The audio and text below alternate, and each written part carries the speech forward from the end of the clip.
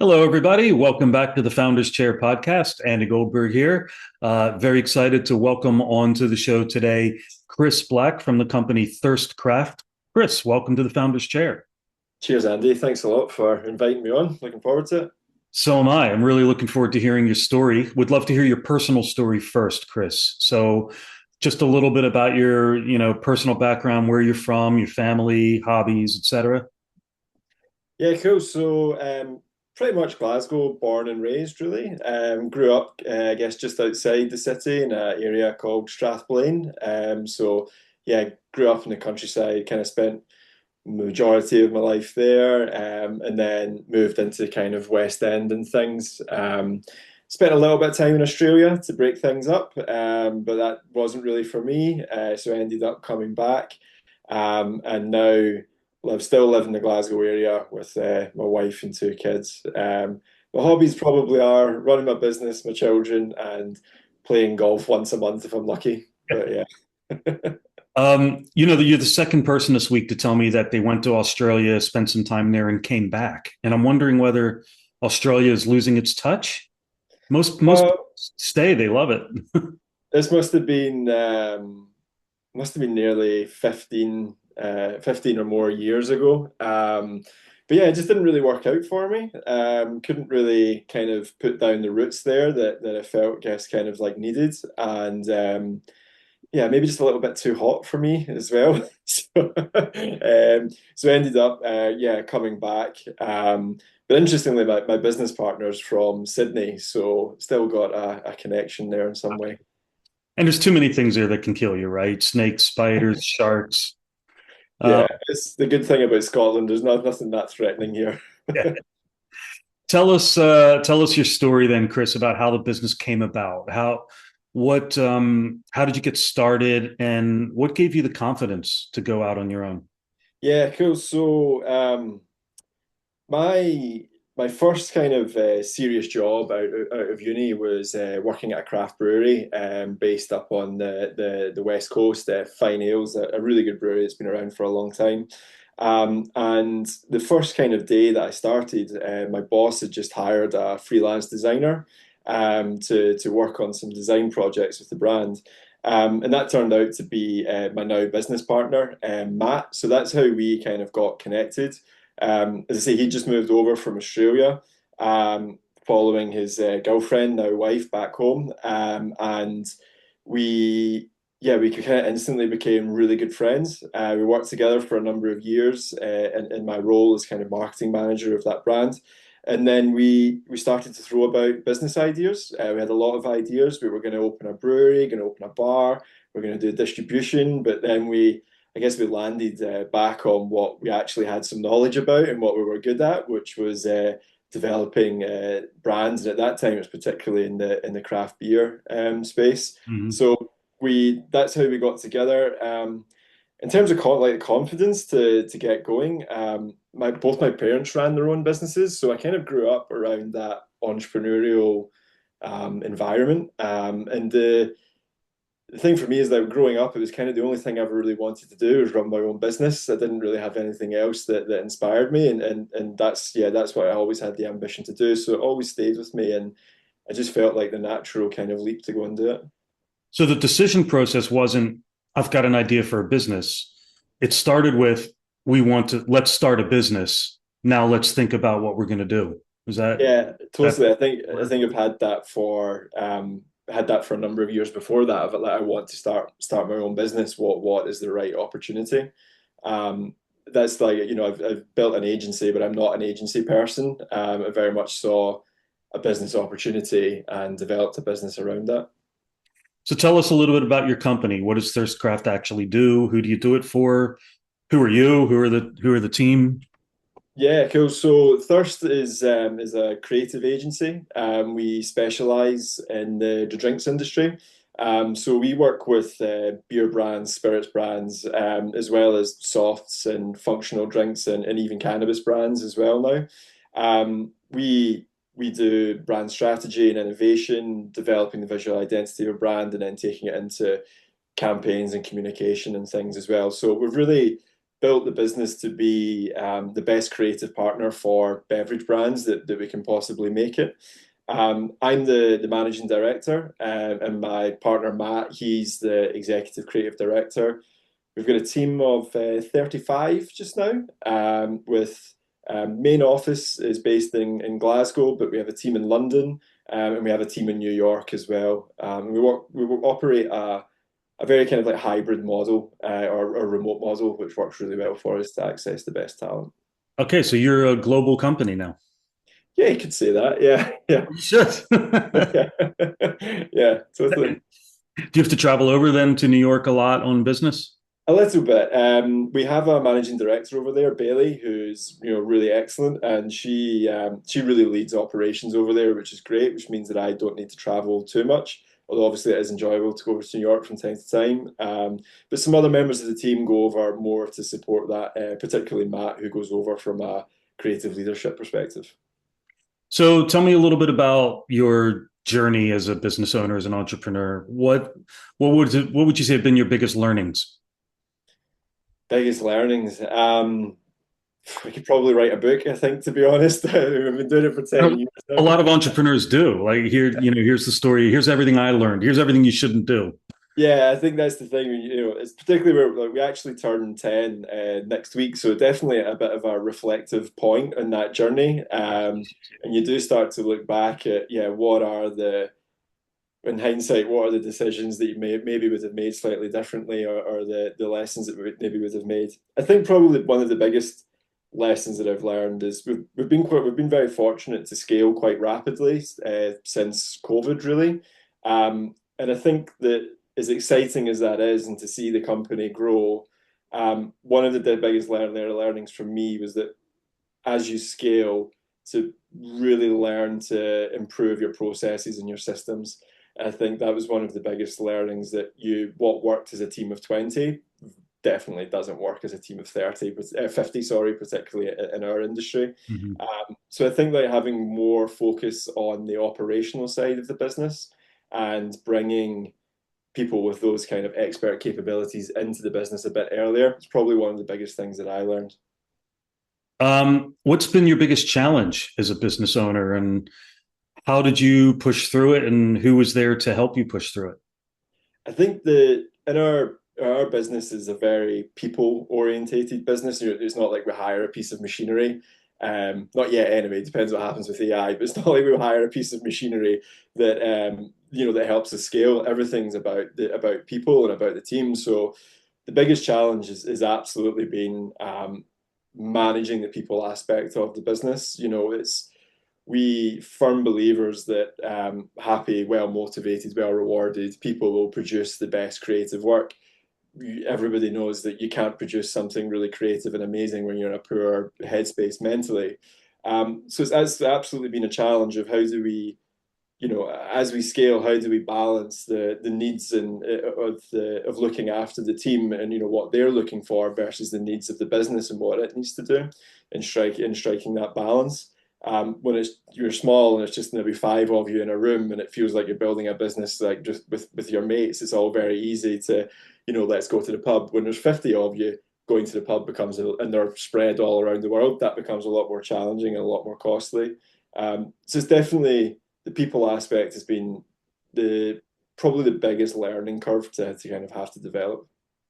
You just completely out of the blue here. You just made me think of during COVID and lockdown times, having virtual pub Yeah. sessions, right? And everybody just grabs their beer and sits on Zoom and talks. That's kind of what you made me think of. Do you do things like that, like virtual socializing, so that your remote team get to know each other personally? Yeah, we did, and we try and put as much effort as possible as we can actually to getting people together physically, whether that's in hubs in London and New York and Glasgow, and getting people together. I think there's absolutely like screen fatigue. I think particularly the way that we work, that we are a very remote business. So at the end of the day, the last thing I think people want to do is to be sat on a screen having a beer chatting to each other. But I think when we don't work in an office together, it's really important that we build and have that kind of connection time into the communication that we have day to day. you can't just go turn on to a meeting and go straight into dealing with the aspect of the meeting. There has to be that chat and that warm up, because that might be limited contact that they get that day that's not work orientated, if that makes sense. So when it comes to managing team and looking after them and getting the most out of them, and yeah, you're fine when you're in a room and it's five of you, but when you're 50, it's a different kettle of fish. How do you know what to do? What's the who's telling you here's how you do it? Do you go out and do learning? Do you just test and measure what works and trial and error? Yeah, definitely. I think a huge part of why we've been successful is like I guess trial and error at a fundamental point of go and do something, learn what went well, what didn't, and go and improve on it. It's really, I wouldn't envy somebody starting a fully remote business now. Like, we had a base of a culture and a way of working that was already there before COVID hit and was really, really strong. And then we just developed on that as we moved into the new model going forward. But I think it's so important that you're bringing in quality people that you can trust, who are motivated. And I think just we've built an environment that's the expectation, and that's the natural way of doing things, and and we've been fortunate to attract people that's how they operate, and you can trust them. It makes your job easier then, rather than having to motivate people, just hire motivated people. Yeah, and I think like what we do is, we create drinks brands. We design and make amazing things. We work in a really great industry, and and within that, working on the drinks industry is one of the most desirable things you can do within the agency space. So, we're not, often say it's like we're designing, nappies or something like that. We're working on good, exciting brands, so it's motivating in its own right. Um, so you kind of mentioned, your parents maybe in one fashion or another inspired you to go into business for yourself by the fact that they had businesses. Who has there been anybody else, maybe other than Matt, that's kind of been a source of inspiration for you, or who's challenged you or pushed you, that you want to give a shout out to? Or Yeah, I think I guess similar to key learnings here. I mean, what have I learned? And one of the things that I now recognize is the value of bringing in external advisors. So now I have a non-executive director, Brian, who I've known for probably about 8 years and worked with on and off. And he's got amazing experience of building an agency to the level that we are at. And so there's been incredible learnings and knowledge there, that's really helped me through through challenging situations. And I say that relationship has kind of been on and off, and not necessarily as formal as it is now. And I wish I did that earlier. I think that, so, I've never built a business before. I've never worked in an agency before. Every day is a school day, very much. So to be able to lean into someone who's got really strong experience, I find that incredibly valuable. And I think that's been, yeah, a really big push as well to give us that belief that we can go and keep growing the business and achieve something really great with it. yeah, I do hear that a lot. I'm not tapping my own horn, but I do hear my clients will often tell me, "I wish we did this earlier. I wish I learned this sooner." Yeah, totally. And you don't know what you don't know, I guess, right? So, oftentimes the advice that people give me when they're on the show is, go and find people who've been through it, and reach out for help, tap into other people's brains and experiences.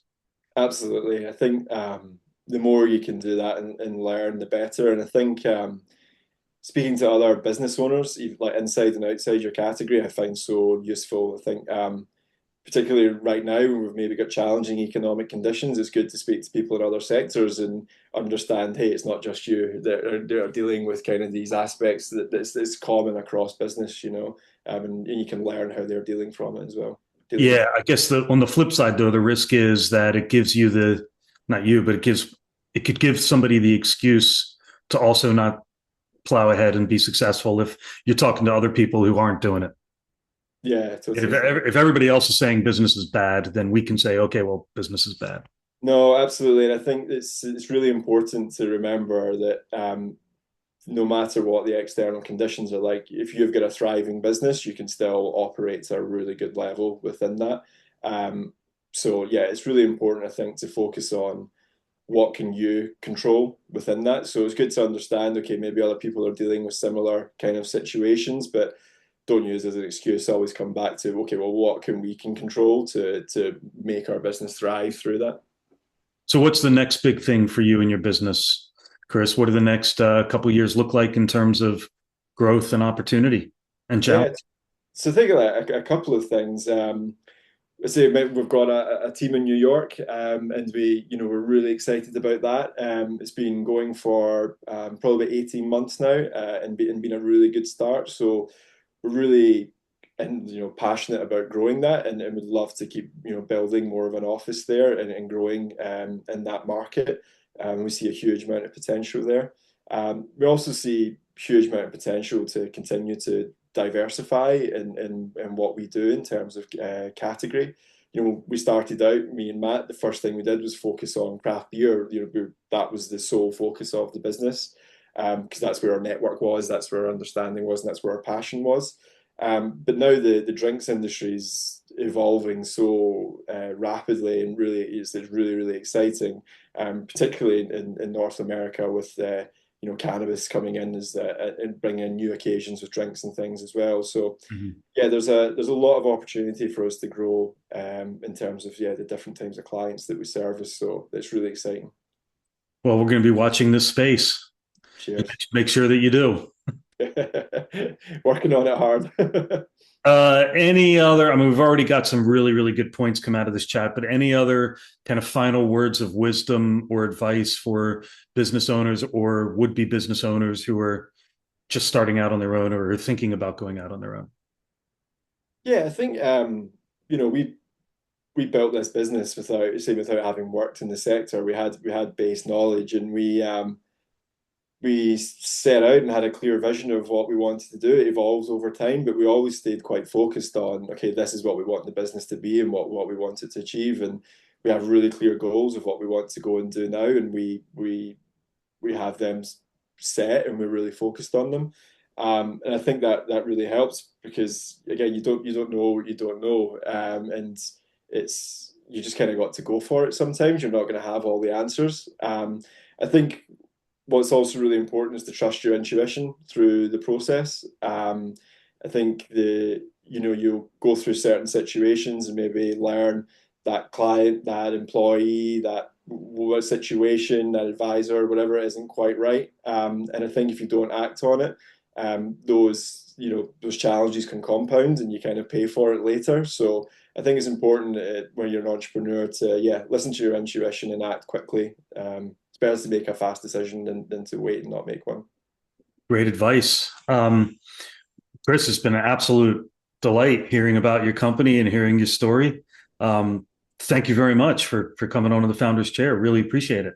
Cheers. Thanks for having me. It's really good to Time flies, doesn't it? Absolutely.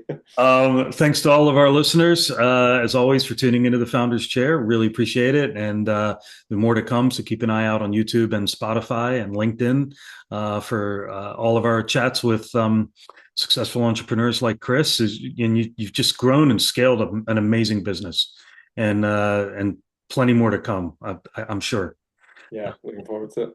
So thanks very much again to Chris Black from Thirst Craft. Chris, thanks again for being on the Founder's Chair. Cheers. Thanks for having me.